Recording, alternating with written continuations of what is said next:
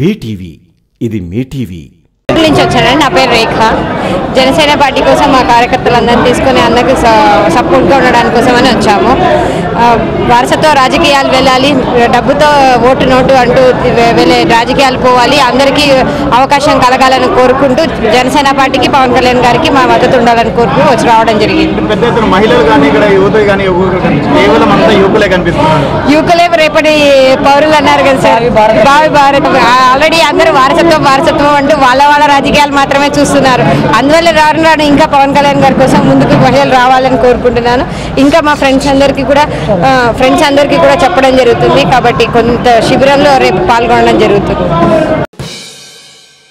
మీకు గనక ఈ వీడియో నచ్చినట్లయితే మన ఫ్రెండ్స్ అందరికీ షేర్ చేయండి.